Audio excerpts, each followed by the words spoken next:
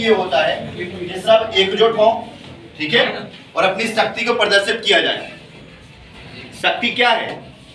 शक्ति का मतलब दमन नहीं। इन्होंने हमें क्या सिखाया?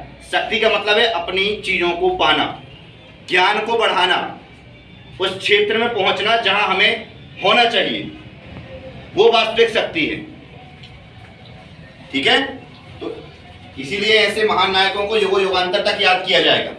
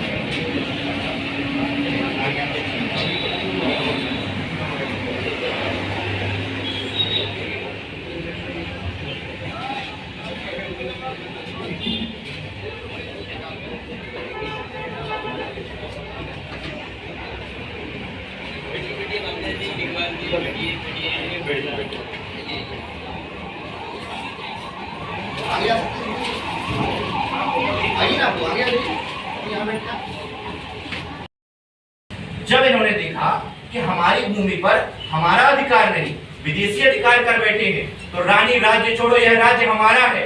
पहला नारा, रानी राज्य छोड़ो, यह राज्य हमारा है। आदिवासियों के मन में अलग अलग भ्रांतियां, अलग अलग बातें डाली जा रही थी कि आप जादू टोने में विश्वास करो, इन सब चीजों में विश्वास करो। लेकिन उन महान नायक ने, उन महान पुरुष ने एक ऐसी ख्याति, जिन्होंने एक विचार उत्पन्न किया कि जो अधिकार हमारा है वह कर के रूप में हम दान नहीं, पूरी तरह से इन्हें समर्पित कर रहे हैं, इन्हें हम दान के रूप में भी नहीं देख रहे हैं, ये तो हमें शोषण के रूप में ले रहे हैं हमसे। तब इन्होंने विरोध करना प्रारंभ किया कर व्यवस्था का। किस व्यवस्था का? अब कर व्यवस्था का जब विरोध करोगे तो जो व्यक्ति आप पे शासन कर रहा है तो उससे थोड़ी सी हलचल तो होगी। अब शुरुआत होती है अंग्रेजों के अंदर मची हलचल। उन्होंने देखा कि ये एक जंगल में रहने वाला वनवासी, आदिवासी, ये हमारा विद्रोह कर रहा है, बल्कि वो नहीं जानते थे कि वो तो सही काम कर रहा था। वो अपना हक मांग रहा था। वो यह कह रहा था कि हमारी जमीन में हमें खेती करने दो, हम कर तुम्हें किस बात का दें? जमीन हमारी, देश हमारा, भूमि हमारी, हम तुम्हें अपनी भूमि क्यों दान दें?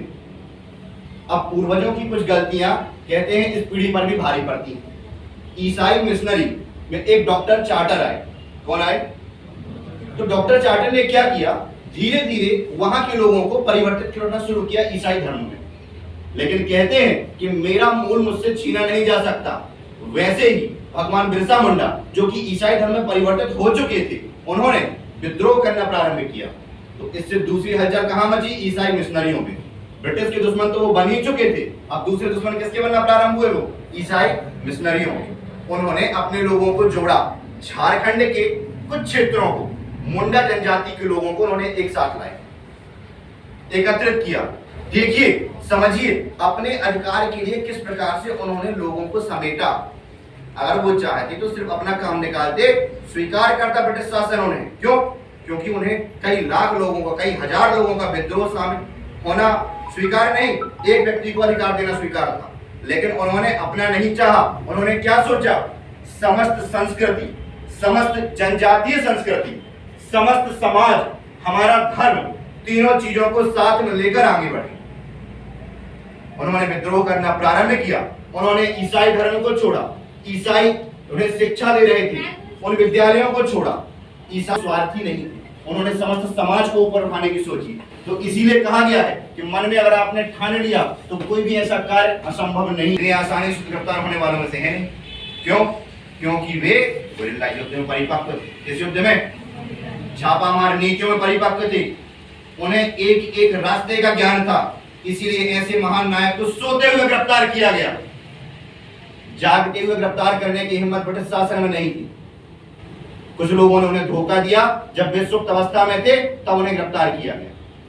लेकिन कहते हैं कि चिंगारी को आप बुझा नहीं सकते।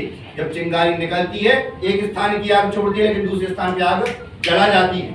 इसी प्रकार से 2 साल कारावास में रहने के बाद भी उस चिंगारी को हम शांत नहीं कर सके।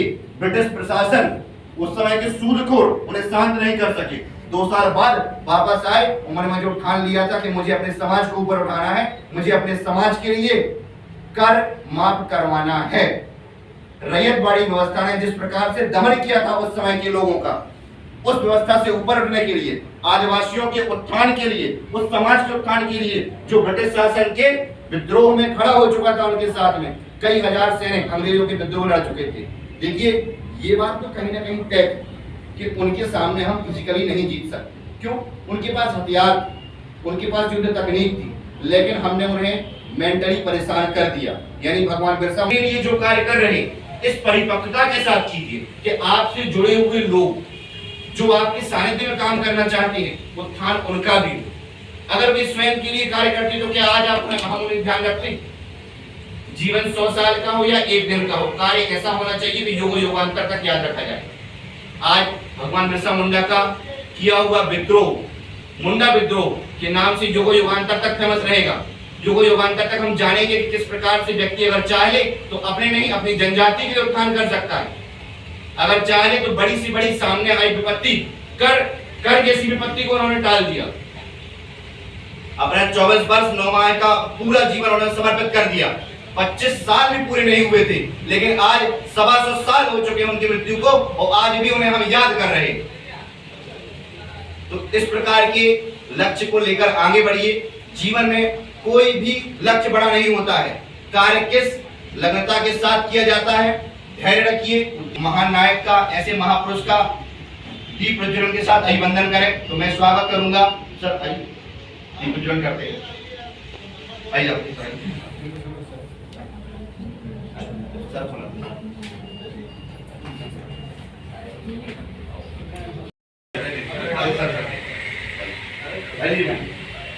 मैं मंत्रोच्चारण कर दूंगा। ओम द्वीप ज्योति परम ज्योति दीप ज्योति जनार्दनाति परतु मे पपम दीप ज्योति नमोस्तुते शुभम करोति कल्याणम आरोग्यम सुख संपदां स्मृति विनाशाय आत्म ज्योति नमोस्तुते आत्म ज्योति प्रदीपाय ब्रह्म ज्योति नमोस्तुते ओम ब्रह्म ज्योति प्रदीपाय सर्वत्र ज्योति नमोस्तुते ओम अखंड मंडलाकारं व्याप्तं वेदराजं व्याप्तं तस्मै शिवे नमः। श्री सरस्वती देवी नमः।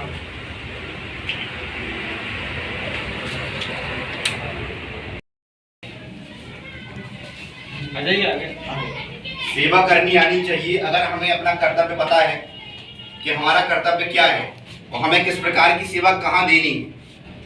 जैसे वे झारखंड में थे लेकिन पूरे भारत में फेमस हो चुके।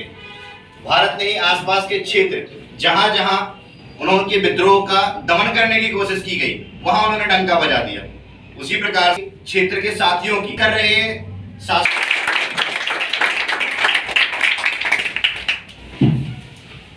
सर का कहना है कि आप सभी के सहयोग से आज जो स्तर पे हम पहुंचे हैं, इस प्रकार से भगवान बिरसा मुंडा अपने साथियों के साथ आगे बढ़े, उसी प्रकार से आप लोगों के साथ, आप लोगों के सहयोग से ही हमारे सर आगे बढ़ेंगे।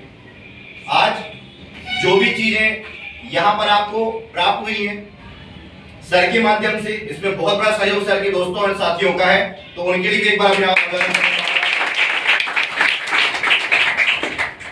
इसी प्रकार से होने के बाद ही ऐसे व्यक्ति जो समाज में शिक्षा का प्रसार कर रहे हैं, ये बहुत बड़ी बात है और इनके मैं सम्मान करता हूँ, बारंबार सम्मान करता हूँ। सत नमन करूंगा इनकी शिक्षा को, सत नमन करूंगा इनके उद्देश्य को, जो हर एक बच्चे को शिक्षा देना चाहती। आज बच्चियां घर पर हैं, माता पिता उनके बाहर नहीं भेज रहे हैं, कई कारण होते हैं। मूलभूत कारण पैसा है, दूसरा कारण होता है बच्चियों की बाहर सुरक्षा है या नहीं।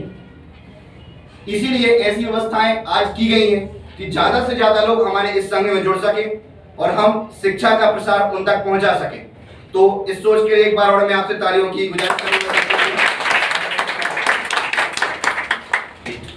सर को बुलाया, मैं सर के मित्रों का एक बार यहाँ पर है कि डॉक्टर साहब आप आ जाइए, डॉक्टर साहब आ जाइए, सोहम आप आ जाइए। जोरदार तालियां सोहम के लिए। सोहम जी, मैं आपसे 2 शब्दों की अपेक्षा करूंगा। जाना होगा। अब मैं इनके ज्यादा इतिहास के बारे में क्या बताऊं। त्रिपाठी साहब ने बहुत अच्छी भाषा में, सरल शब्दों में बहुत अच्छा पूरा बिरसा मुंडा जी के विचारों को पढ़ा कैडराइज हुए हैं, तब जाकर के उन्होंने इनको जाना है। तब सत्ता भी समझ में आया, सत्ता को भी, कि नहीं, आदिवासियों के भी महापुरुष हैं और उनका भी इतिहास है। अब आदिवासी पढ़ने लगा है, अब पढ़ने लगा है तो हमें इन्हें बाहर लाना होगा, और नहीं लाएंगे तो इनका वोट बैंक खिसक जाएगा, और वोट बैंक से